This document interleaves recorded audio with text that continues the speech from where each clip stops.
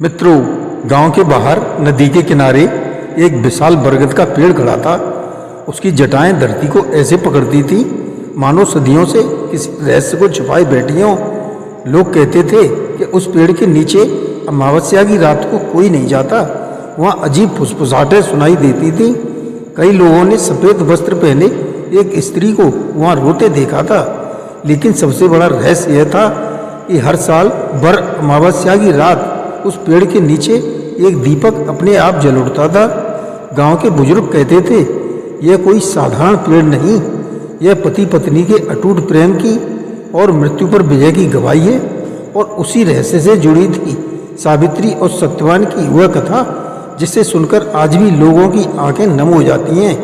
तो बने रहें हमारे साथ इस कथा के अंत तक और सब्सक्राइब कमेंट करके बेल आइकन दबाना ना भूलें और शेयर अवश्य करें। धन्यवाद।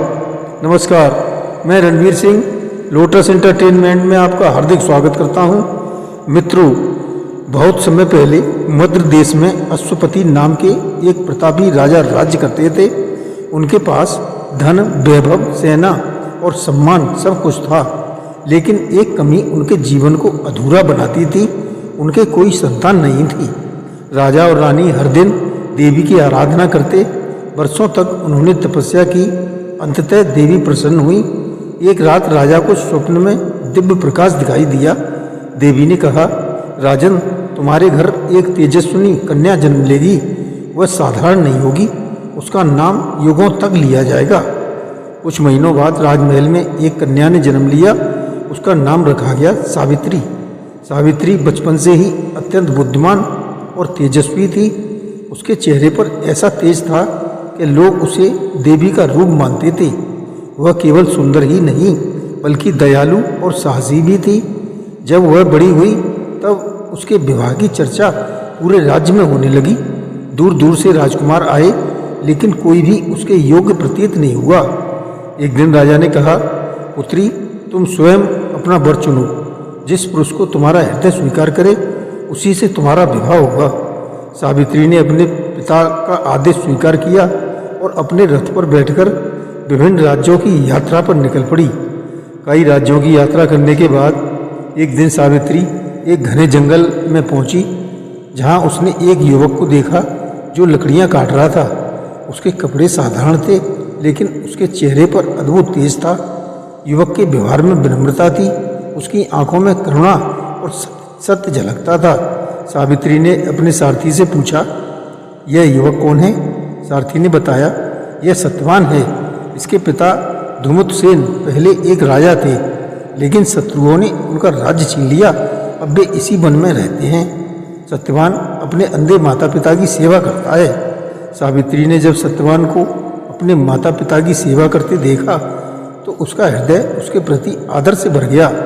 उसी क्षण उसने मन ही मन निर्णय कर लिया कि मैं इसी पुरुष को अपना पति बनाऊंगी। वह महल लौटी और अपने पिता को सब कुछ बताया।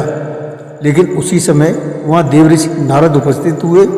उन्होंने गंभीर स्वर में कहा, राजन, सत्यवान गुणवान धर्मात्मा है, लेकिन उसकी आयु बहुत छोटी है।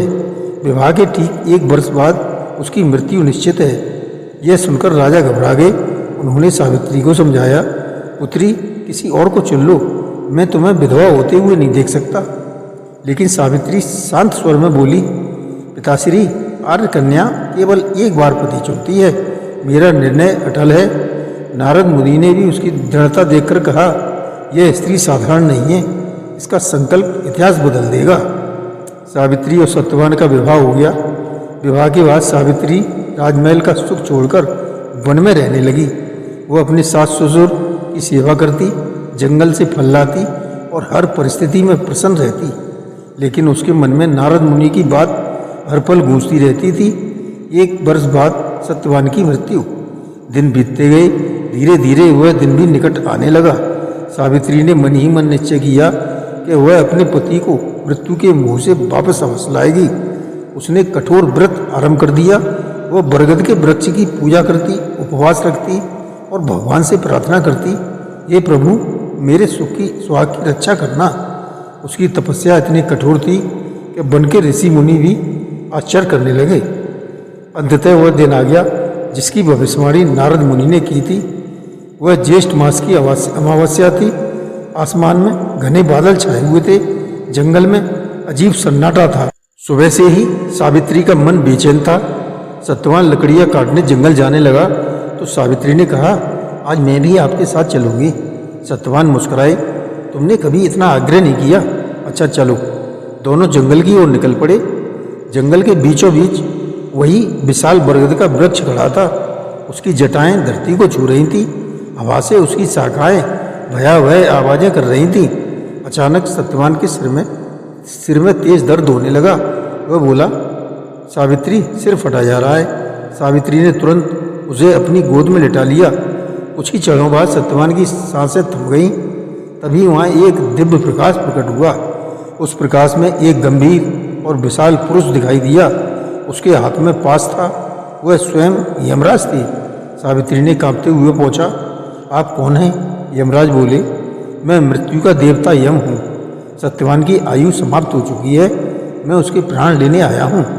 यह कहकर उन्होंने सत्यवान के सूक्ष्म शरीर को अपने पास में बांध लिया। सत्यवान का शरीर निश्चल हो गया, लेकिन सावित्री रोई नहीं। उसने अपने पति का सिर धीरे से भूमि पर रखा और यमराज के पीछे चल पड़ी। यमराज आगे आगे चल रहे थे और सावित्री उनके पीछे। कुछ दूर जाकर यमराज ने पीछे मुड़कर देखा। सावित्री, अब लौट जाओ। मृत शरीर के साथ तुम्हारा अब कोई संबंध नहीं है। लेकिन सावित्री बोली, जहाँ तक मेरे पति जाएंगे वहाँ तक मैं भी जाऊंगी। यही पत्नी का धर्म है। यमराज उसकी बातें सुनकर प्रभावित हुए। उन्होंने कहा, तुम धर्म जानती हो। मैं तुमसे प्रसन्न हूँ। मांगो, कोई वरदान मांगो, लेकिन सत्यवान का जीवन नहीं। सावित्री ने तुरंत कहा, मेरे ससुर की आंखों की रोशनी लौटाए। यमराज बोले, तथास्तु, और फिर आगे बढ़ गए। लेकिन सावित्री अब भी उनके पीछे चलती रही। कुछ देर बाद यमराज ने फिर कहा, अब लौट जाओ, तुम बहुत दूर आ चुकी हो। सावित्री ने शांत स्वर में उत्तर दिया, धर्म के मार्ग पर चलने वाले कभी थकते नहीं। यमराज उसकी बुद्धिमानी से प्रभावित हुए। उन्होंने दूसरा वरदान दिया, तुम्हारे ससुर को उनका खोया हुआ राज्य वापस मिल जाएगा। सावित्री ने प्रणाम किया, लेकिन वह अब भी पीछे चलती रही। यमराज अब आश्चर्यचकित थे। उन्होंने पूछा, तुम्हें भय नहीं लगता? सावित्री बोली, जिस स्त्री के साथ उसका धर्म हो उसे भय कैसा? यमराज प्रसन्न हुए और बोले, एक और वरदान मांगो। सावित्री ने कहा, मेरे पिता को 100 पुत्र प्राप्त हों। यमराज ने कहा, ऐसा ही होगा। अब यमराज तेजी से आगे बढ़ने लगे, लेकिन सावित्री अब भी उनके पीछे थीं। अब यमराज गंभीर हो गई। उन्होंने कहा, सावित्री, तुमने मुझे बहुत प्रसन्न किया है। अंतिम वरदान मांगो, लेकिन सत्यवान का जीवन मत मांगना। सावित्री ने तुरंत कहा, मुझे सत्यवान से 100 पुत्रों की प्राप्ति हो। यमराज ने बिना सोचे कह दिया, तथास्तु। लेकिन अगले ही क्षण वे रुक गए। उन्हें अपनी भूल का एहसास हुआ। यदि सावित्री को सत्यवान से पुत्र प्राप्त होने हैं तो सत्यवान का जीवित होना भी आवश्यक है। यमराज मुस्कुराए। उन्होंने कहा, सावित्री, तुमने अपनी बुद्धि और पवित्र धर्म से मृत्यु को भी पराजित कर दिया। आज से तुम्हारा नाम अमर हो जाएगा। यह कहकर उन्होंने सत्यवान के प्राण वापस लौटा दिए। सावित्री उसी बरगद के पेड़ के नीचे वापस पहुंची। कुछ ही क्षणों बाद सत्यवान ने आंखें खोल दी। वह आश्चर्य से बोला, मैं सो गया था क्या? सावित्री की आंखों से आंसू बह निकले। उसने अपने पति को गले लगा लिया। जब दोनों आश्रम पहुंचे तो वहाँ चमत्कार हो चुका था। धुमुत सेन की आंखों की रोशनी लौट आई थी। उसी रात उनके पुराने सैनिक आए और बोले, महाराज, आपके शत्रु का अंत हो गया। आपका राज्य आपका इंतजार कर रहा है। पूरा वन खुशी से झूम उठा। सभी ऋषियों ने कहा, आज एक स्त्री ने अपने पति व्रत से मृत्यु को विहरा दिया। उसी दिन से वर अमावस्या का व्रत प्रारंभ हुआ। विवाहित स्त्रियां बरगद के वृक्ष की पूजा करने लगीं, क्योंकि बरगद केवल एक पेड़ नहीं था, वह सावित्री के अटूट प्रेम और अमर सुहाग का प्रतीक बन चुका था। समय बीतता गया, सदियां गुजर गईं, लेकिन लोगों ने एक विचित्र बात देखी। जिस स्थान पर सावित्री ने यमराज से अपने पति को वापस पाया था, वहाँ का बरगद कभी सूखा नहीं। भयंकर गर्मी हो, तूफान हो या बाढ़, वह पेड़ हमेशा हरा भरा रहता। गांव वाले कहते थे कि उस पेड़ में सावित्री की तपस्या की शक्ति बसती है। हर वर अमावस्या को महिलाएं वहाँ दीपक जलाकर अपने पति की लंबी आयु की कामना करती। कहा जाता था कि सच्चे मन से मांगी गई प्रार्थना वहाँ कभी खाली नहीं जाती। लेकिन उसी गांव में एक स्त्री थी, मालती। मालती बहुत दुखी रहती थी। उसका पति शराबी था और हर दिन उससे झगड़ा करता था। गांव की औरतें बर अमावस्या का व्रत रखती, लेकिन पार्वती मालती कहती, जब पति प्रेम ही नहीं करे तो उसके लिए व्रत रखने की क्या लाभ। एक दिन गांव की सबसे बुजुर्ग महिला ने उससे कहा, बेटी, यह व्रत केवल पति की लंबी आयु के लिए नहीं, यह रिश्ते को बचाने का संकल्प है। लेकिन मालती ने उसकी बात नहीं मानी। उस वर्ष बर अमावस्या की रात बहुत भयानक थी। तेज आंधी चल रही थी, आसमान में बिजली चमक रही थी। मालती का पति घर से बाहर गया हुआ था। देर रात तक वह वापस नहीं लौटा। मालती को चिंता होने लगी। तभी अचानक दरवाजे पर दस्तक हुई। एक बूढ़ी स्त्री भीगती हुई खड़ी थी। उसने कहा, बेटी, मुझे रात भर के लिए आश्रय दे दो। मालती ने उसे अंदर बुला लिया। बूढ़ी स्त्री ने घर में रखे बुझते दीपक को देखा और पूछा, आज बर अमावस्या है, तुमने व्रत नहीं रखा? मालती बोली, मेरे पति मेरे प्रेम के योग्य नहीं। बूढ़ी स्त्री मुस्कुराई और बोली, कभी कभी प्रेम किसी योग्य व्यक्ति को नहीं, बल्कि किसी टूटे हुए इंसान को बदलने के लिए होता है। मालती चुप हो गई। कुछ देर बाद बूढ़ी स्त्री ने कहा, यदि सच जानना चाहती हो तो उस बरगद के पेड़ के पास जाओ। मालती डरते हुए रात में बरगद के पेड़ के पास पहुंची। वहाँ घना अंधेरा था। हवा से पेड़ की शाखाएं हिल रही थी। अचानक उसे किसी स्त्री के रोने की आवाज़ सुनाई दी। मालती कांप गई। तभी उसने देखा, पेड़ के नीचे एक दीपक अपने आप जल उठा और उसके सामने सफ़ेद वस्त्र पहने एक दिव्य स्त्री प्रकट हुई। वह स्वयं सावित्री थी। मालती भय से कांपने लगी। सावित्री ने कहा, डरो मत, मैं तुम्हें एक सत्य दिखाने आई हूँ। अचानक मालती के सामने दृश्य बदलने लगे। उसने देखा, उसका पति बचपन में बहुत गरीब था। उसके पिता उसे मारते थे। वह प्रेम के बिना बड़ा हुआ था, इसलिए वह कठोर बन गया था। मालती की आंखों से आंसू बह निकले। सावित्री बोली, हर कठोर इंसान के भीतर एक टूटा हुआ बच्चा छिपा होता है। फिर उन्होंने कहा, पतिव्रता का अर्थ केवल पति की पूजा नहीं, बल्कि उसके अंधकार को प्रकाश में बदलना है। इतना कहकर सावित्री अदृश्य हो गई। मालती घर लौटी। थोड़ी देर बाद उसका पति भी घायल अवस्था में घर पहुंचा। रास्ते में उसकी बैलगाड़ी से दुर्घटना हो गई थी। मालती ने पहली बार उसके प्रति क्रोध नहीं, बल्कि करुणा महसूस की। उसने पूरी रात उसकी सेवा की। जब सुबह उसके पति की आंखें खुली तो उसने धीमे स्वर में कहा, मैंने तुम्हें हमेशा दुख दिया, फिर भी तुम मेरी सेवा कर रही हो। मालती बोली, क्योंकि आज मुझे समझ आया है कि प्रेम केवल सुख में साथ निभाना नहीं होता। उस दिन के बाद उसका पति बदलने लगा। उसने शराब छोड़ दी और मेहनत करने लगा। गांव वालों ने कहा, बर अमावस्या का चमत्कार फिर हुआ है।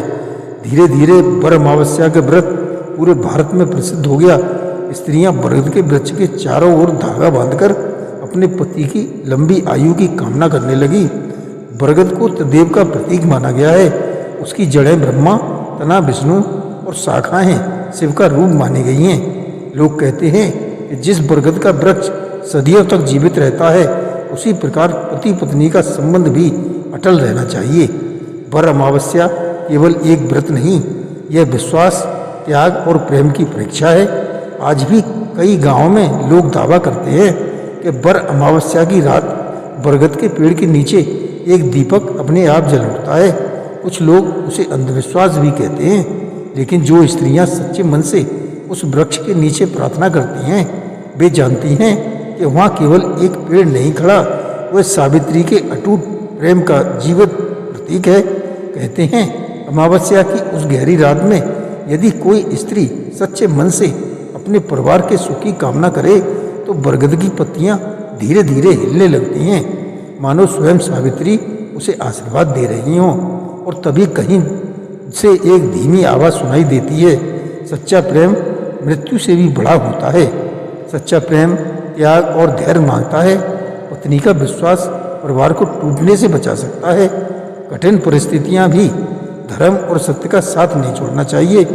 बुद्धि और धैर्य से बड़ी समस्या जीती जा सकती है। ब्रह्मावस्या केवल एक व्रत नहीं, रिश्तों को मजबूत करने का प्रतीक है। जय श्री कृष्ण।